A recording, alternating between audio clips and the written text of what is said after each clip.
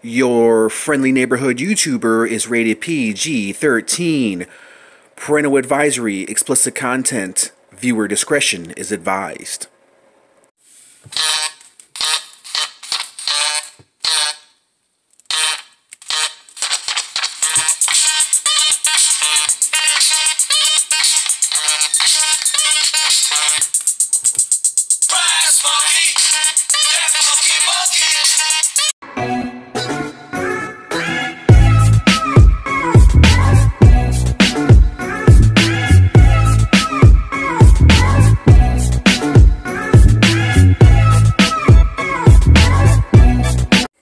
Hey, what's up everyone? It's your friendly neighborhood YouTuber, guys, and we are back with another action figure review.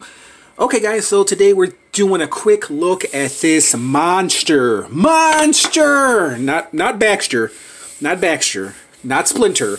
This was my last review, if you guys didn't see it out, but we're keeping it in the animal theme, and we are reviewing King Kong. Now, one of you guys brought this to my attention. I forgot who, but I want to thank you for bringing this to my attention because I actually thought this was a NECA King Kong, but it is actually a Mcfarlane King Kong. I did not know this, so thank you for bringing it to my attention. If you guys didn't see, he was in my previous haul, my vintage haul video, and one thing that kind of sucks is I no longer have that NECA King Kong figure. I actually sold that off. I kind of regret it, guys. I kind of regret it. But one of the main reasons why I sold that figure off is because I bought this one. One of the reasons why I bought this one is because I sold that King Kong figure off. And one of the main reasons why is because I really wasn't... It was a good King Kong, but I really wasn't impressed with his size. This King Kong is way, way bigger. So the NECA King Kong, guys, probably stood about right here. And he was much thinner, and of course that was based on the 1931 King Kong movie, where this one, I believe, is based on the Peter Jackson King Kong.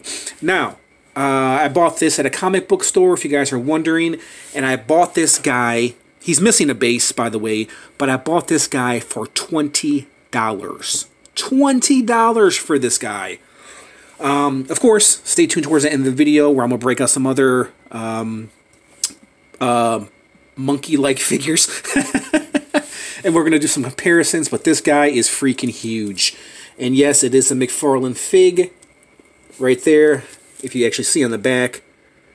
Let me see, 1993, oh, 1933 RKO. Oh, maybe it is based on the 1933 movie. Okay, maybe I was wrong, because it says right here, 1933 RKO Pictures Incorporated, 2000 Turner Entertainment Company. Oh, maybe it is. Maybe it's maybe because it's a remake. I think wasn't the Peter Jackson King Kong in 2000, so maybe it is a remake.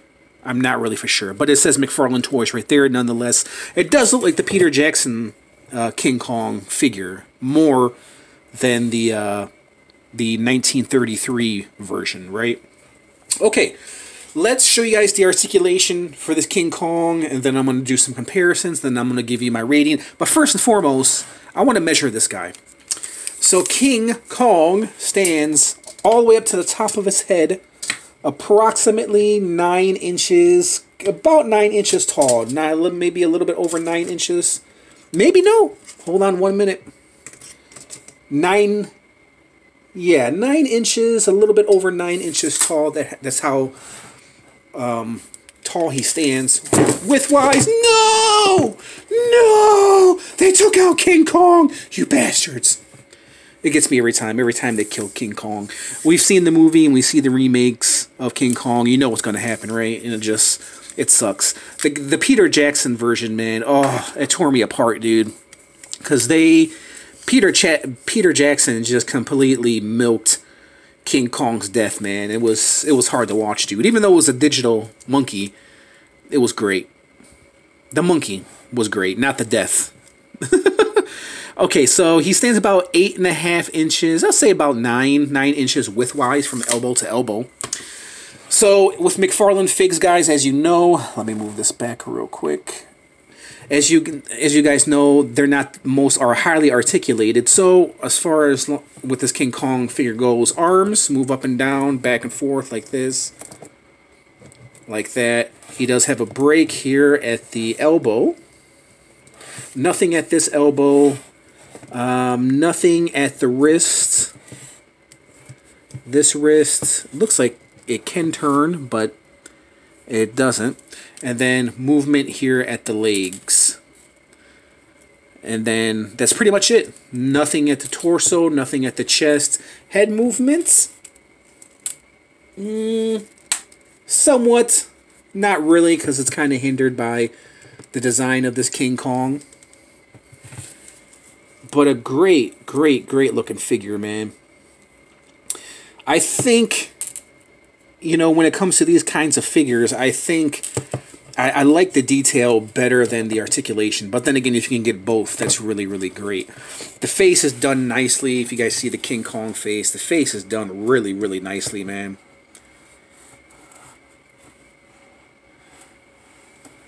Great, great looking figure. Okay, let's do some comparisons. Okay, guys, so you guys saw my last review. If you didn't, check it out, of Baxter and Splinter. So that's how they measure up right there. Move this guy back so you guys can get a better idea of how big this King Kong is. We go from a Splinter to a Fly to a King Kong monkey. Rock steady. Then we go from a gorilla to a rhino. That's how he measures up with Rock steady. Here's Bebop. That's how he measures up with Bebop. From a gorilla to a warthog. And then here is one of the last figures that I reviewed, Super Shredder. So Super Shredder stands about 9 inches tall. And that is Super Shredder measuring up with King Kong. Who wins, King Kong or Super Shredder? Well, obviously King Kong is bigger. Would be, if he existed in real life, King Kong would be bigger than Shredder. So I think obviously King Kong would probably smash the hell out of Super Shredder. And just for the hell of it, being that I got a Marvel Legend over here, one of the last figures I reviewed, Marvel Legend Onslaught. That's how big he stands with Onslaught. Okay, let's break out some other ape-like figs and do some more comparisons.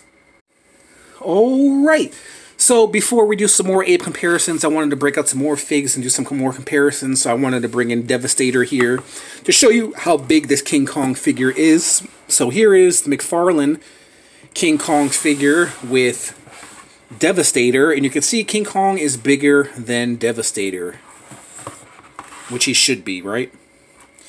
And then I wanted to throw in another DC fig, simply because I wanted to put in Mattel's Killer Croc against King Kong. That's how they measure up. This Killer Croc is actually really big, man.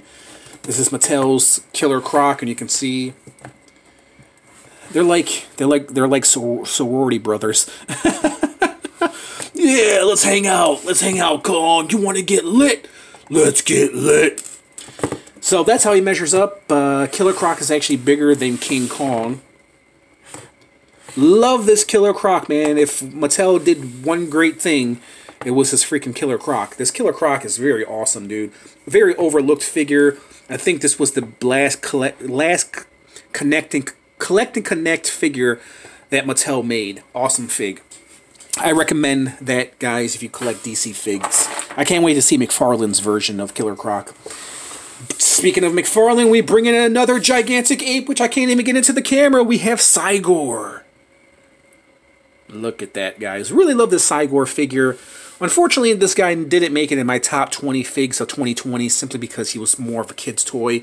But I feel like he should have been an honorable mention. I don't know why I left him off my list. I guess I kind of forgot. But there is Cygor. And then here's an older version of Cygor right here. Spawn Cygor. And he also does have the chains too. Very, very similar to King Kong. I'm guessing this was the idea for King Kong, Cygor. Well, that's how they measure up. King Kong is bigger than this Cygor right here.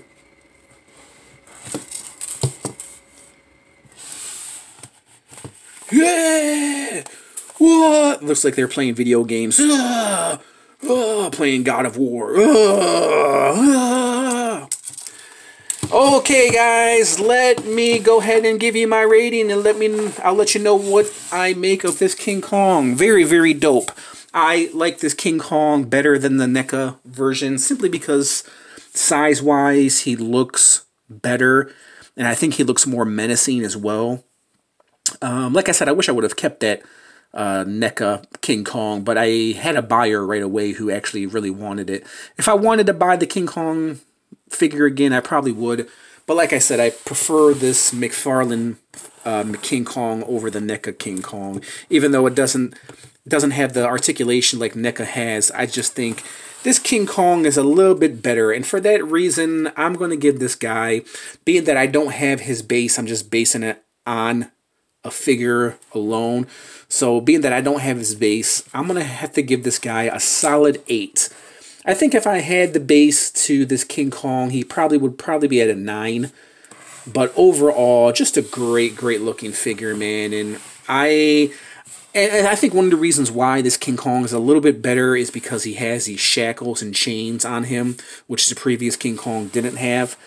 So I actually prefer the shackled King Kong look, even though the shackles weren't on him that long. So because he broke free from it and he took the shackles off. So, but overall, great figure. Definitely 8 out of 10.